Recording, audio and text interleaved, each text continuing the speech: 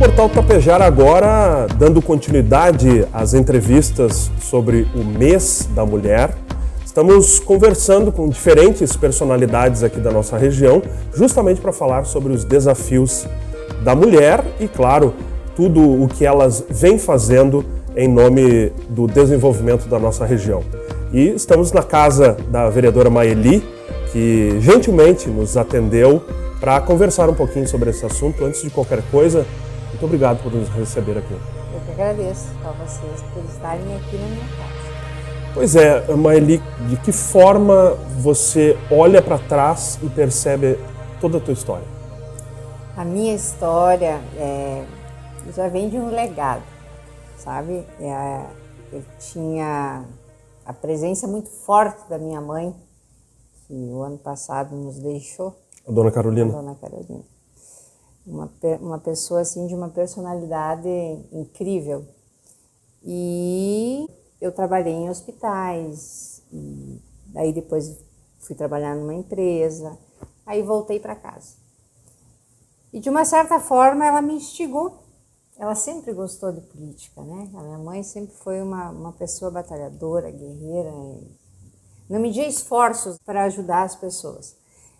E enfim, que eis que uma noite nós falamos sobre a política e daí eu disse, mãe, o que tu acha? Estava minha mãe, eu, meu pai, a Hilda, até nós estávamos conversando, na primeira campanha minha ainda. Isso que ano, mais ou menos? Foi em 2017. 2016, a campanha em 2017, foi quando eu assumi. E aí, eles me apoiaram e fomos avante, né? E deu certo. E nessa trajetória a gente sempre vai aprendendo, né? Sempre aprendendo. Quem diz que sabe o tudo, não sabe nada. Eu sempre falo isso. E aí comecei como vereadora, fui a mais votada na época. Depois assumi a pasta da Secretaria da Saúde, que é a pasta onde eu me realizei como pessoa, porque é o que eu sei fazer. E novamente me candidatei a vereadora, graças a Deus deu tudo certo e estamos aí na vereança neste exato momento. Agora, aquele momento em que vocês conversaram entre família e chegaram na conclusão de que você poderia colocar a tua experiência na política, que tipo de lembrança você tem daquele momento? Eu tenho uma lembrança muito linda, porque quando a gente sentou e conversou, foi unânime, sabe? Foi uma empolgação, uma realização, te digo mais, da minha mãe na época, ver o sorriso dela e ela dizer, pode ir minha filha, que nós te apoiamos, não tem pague. E esse é um momento que vai ficar registrado sempre na minha memória. A gente percebe que você fica emocionada toda vez que lembra disso. Não tem como. Não tem como, porque foi o marco da minha história. Foi o marco da minha história e, se Deus quiser, a gente não vai parar por aí, não.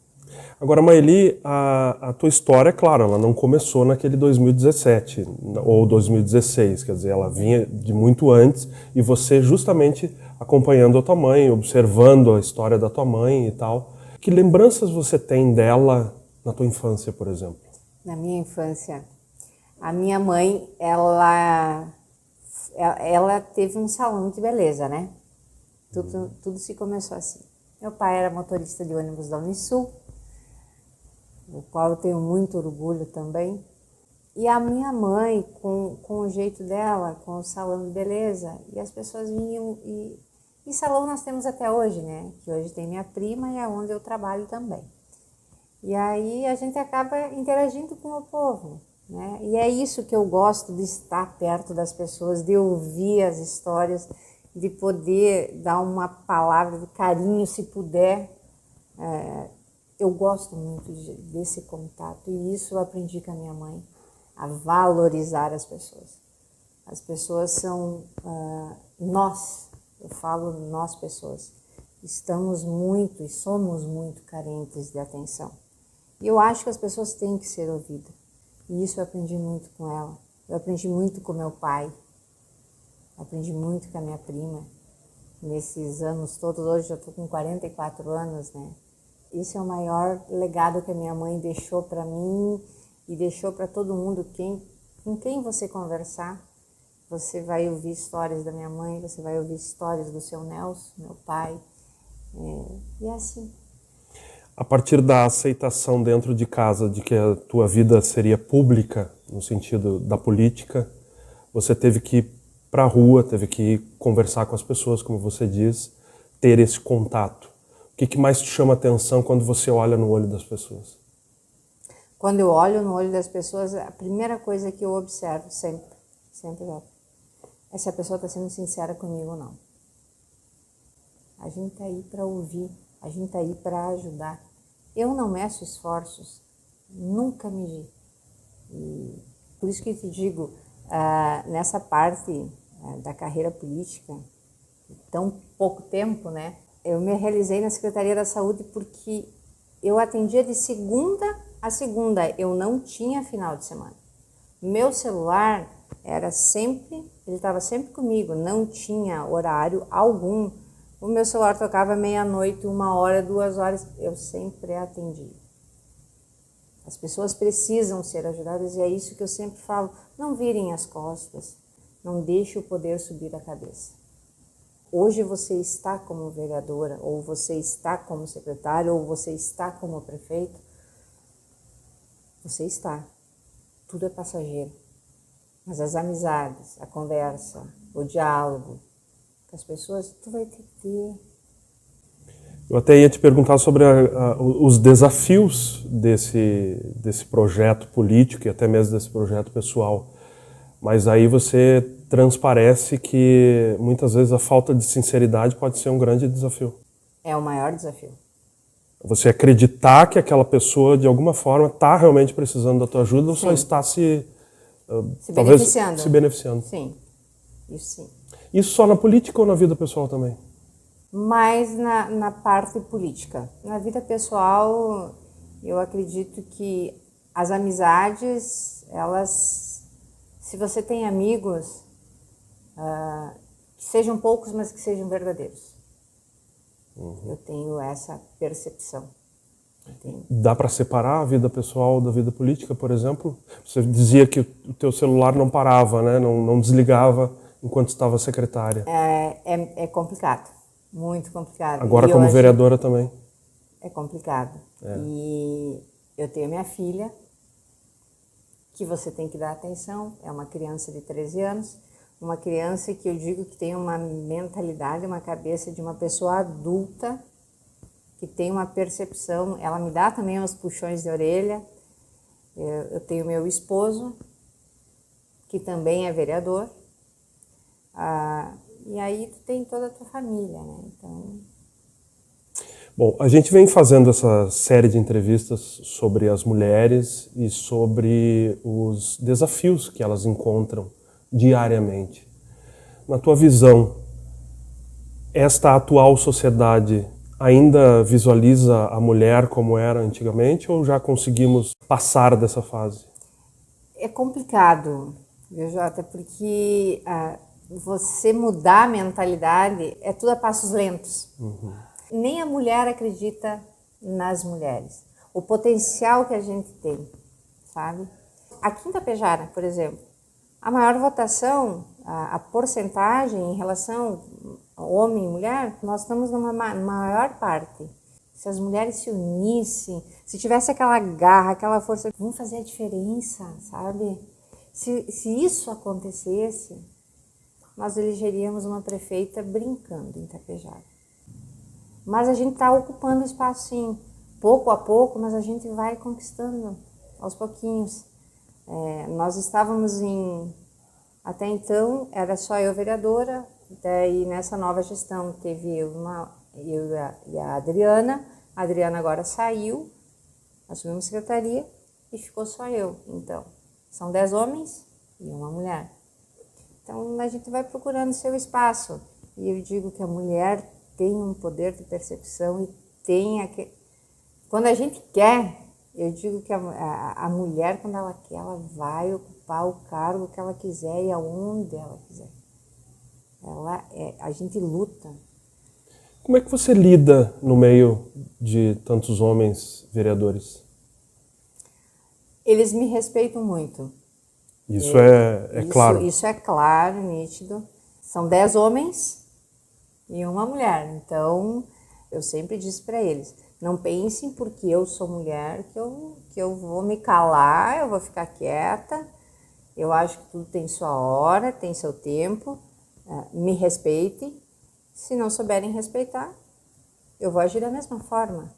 É uma troca. Você falava sobre a tua filha de 13 anos, está se criando ali uma mulher com muita garra, com muita força, independente. Talvez esse seja o ponto principal, quer dizer, criar filhas com essa garra e com essa força?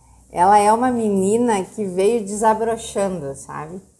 E ela participa ela tem um esporte que ela ama, que é laçar. O tiro de laço. O tiro de laço. É totalmente, quase 90% masculino. E ela está procurando o espaço dela e ela está conquistando o espaço dela. Ela tem uma personalidade, uma garra de lutar, sabe? E isso é do sangue? É do sangue. É de geração para geração. E ela vai, ela busca, e enquanto ela não chegar onde ela quer, isso ela puxou para mim. Enquanto a gente não chegar onde a gente quer, tu pode ter certeza que a minha filha não para. E onde você quer chegar, Maili? O meu sonho e o sonho da minha mãe sempre foi algum dia ser prefeita de Itapejara. E esse é um sonho que eu não vou medir esforços para chegar. Isso é fato. Isso eu deixo bem claro para todo mundo. E é por isso que eu gosto, de ouvir as pessoas. É isso que eu sempre falo. Sabe? Receber a resposta ali imediata da população e saber o que é necessário. E tu sabe que nessa conversa nossa, agora que tu falaste uma coisa, eu recebo. Eu já recebi a resposta na primeira vez que eu me elegi, na segunda vez que eu me elegi de novo. Se eu não estivesse fazendo o trabalho que eu faço, você tem que fazer a diferença. Estou falando como vereadora agora. Uhum. O município de Itapejara demonstra uma pujança. Todo mundo, de alguma forma, quer que o município, a própria região, tenha um desenvolvimento, cresça, né? Nesse sentido. O que você percebe que ainda falta fazer para que Itapejara atinja ali um desenvolvimento melhor? Itapejara, ela despontou. Empresas vêm. Itapejara é uma cidade empreendedora, sim. É bem conceituada, sim. Não é de agora, já vem de tempos que Itapejara já é bem vista. Itapejara, acredito que tenha no censo do IBGE 16, 18 mil habitantes, eu creio que seja por aí. Mas quando eu estava como secretária da Saúde, eu sempre falo na Câmara de Vereadores, nós estávamos com quase 30 mil carteirinhas do SUS. Quase 30 mil? É. Então, para você ter uma noção. Totalmente fora da realidade. Totalmente fora da realidade. Pessoas que transferem, mudam para Itapejara em função de emprego. E eu digo que Itapejara, o povo é acolhedor. E eu acho que esse é o nosso diferencial.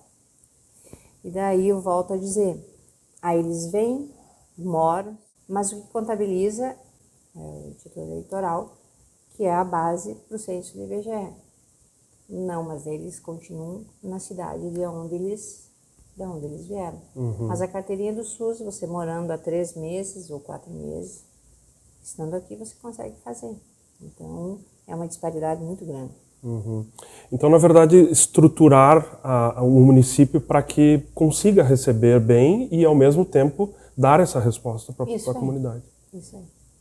Maili, eu queria muito que você deixasse uma mensagem para todas as mulheres, para todas aquelas que estão nesse momento nos acompanhando, neste mês de março, que é o mês da mulher, mas, claro, todos os dias as mulheres precisam de incentivos e precisam estar vislumbrando o futuro. O que dizer para elas? Eu digo que nós somos o cerne da família.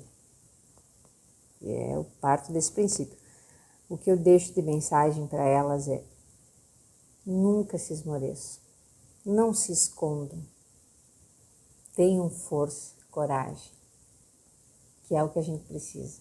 Não se calem. Dentro da sua verdade, vá em busca do teu espaço. E espaço para a mulher sempre vai ter. Priorizem sempre a família. A família é a base de tudo.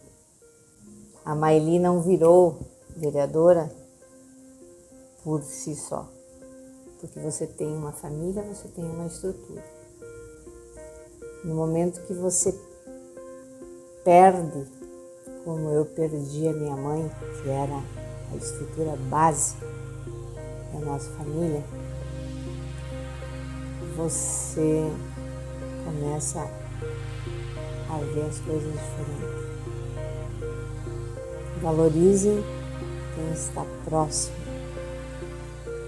que é a tua estrutura e que é a tua base. Mas não deixe de buscar o teu espaço.